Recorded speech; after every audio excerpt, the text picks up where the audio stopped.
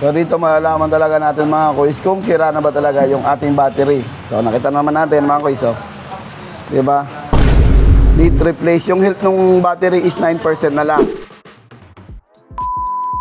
So, good day mga kuys. Meron tayong ginagawang Vespa Primavera na 150. So, dinala to rito mga kuys ay hindi umaandar. So, check natin. Siyempre, kape muna tayo, di ba? So, upon checking mga kuys, ang history pala na itong motor na to mga kuys pala, natambak to ng mga almost 1 month or sobra pa. And yon, nung papaanda rin na nila, hindi na nag-on yung switch. Okay, tapos hindi na rin to. Yan, wala na rin ganyan. So, ang ginawa nila, chinurge muna nila mga kuys. Which is tama yon. Okay, tapos pinandar nila. Nagamit naman nila mga kuys. No? Tapos, nung paparada nila ng gabi, kinabukasan gagamitin na nila. At yon, lobat na ulit. So, ano bang problema pag ganun mga kuys? So, yon ay masasabi kong sira na ang inyong battery. No mga kuys. So, check muna natin yung ating battery. Ito, gamit yung ating battery tester. No? Ayan, check muna natin. So, dito malalaman talaga natin mga kuys kung sira na ba talaga yung ating battery.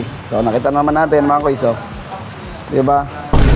Need replace. Yung health ng battery is 9% na lang. So, paano mo nalaman mga kuys if ever na wala kang ganito, no? Diba? For example, natambak yung motor mo ng mga isang buwan. At pinaandar mo, pero nag-charge naman yung battery. Nakita mo, nag-charge na paandar mo ulit. Tapos, pinarada mo ng gabi at kinabukasan gagamitin nyo, hindi na ulit aandar. So, doon pa lang masasabi na natin na sira na yung ating battery mga kuys. Bakit ka mo? Kasi nagkakarga siya sa sandali at hindi niya na kayang i-hold yung charging niya nang magdamag o sa mahabang oras. Kasi sa battery natin mga kuys, may 4 na column yan. Diba? Nag-charge yung battery pero mabilis mag-drain. Okay? So doon pa lang malalaman na natin na sira na yung ating battery. Pag pinarada natin ng gabi, ng okay, tapos kinabukasan at gagamitin natin, lobat na, kailangan na natin magpalit ng battery. So ito nga pala mga kuys. Ito yung battery natin. Gagamit tayo ng Yuasa 7B.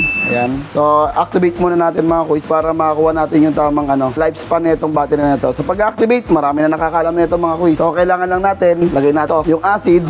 No? At huwag muna natin tatakpan mga kuys para magkaroon pa ng evaporation yung mga lead pati yung acid, no? Tapos syempre, charge natin at least mga 15 minutes para mapuno, no? Matulungan natin. So after 15 minutes, gawin natin, salpak natin. Okay mga kuys, tapos sinabay na rin pala ni customer yung ating maintenance mga kuys. Syempre, palit tayo ng Motul 1.3 and then yung kanyang oil filter. So bakit pala natin binabalutan na ito mga kuys, no? So lahat naman ng motor na ginagawa namin ng mga katulad ng mga ball race at alam namin pwedeng magasgasa, binabalutan talaga namin. Hindi lang porket Vespa to binabalutan namin mga kuys.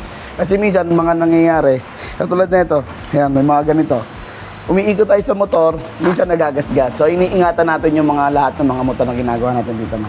So yun lang mga kuys. So sa mga magtatanong, saan tayo located? Located tayo mga kuys sa 7 Avenue, corner de Aquino, Caloocan, or search nyo lang Tenex Motor Service. Okay?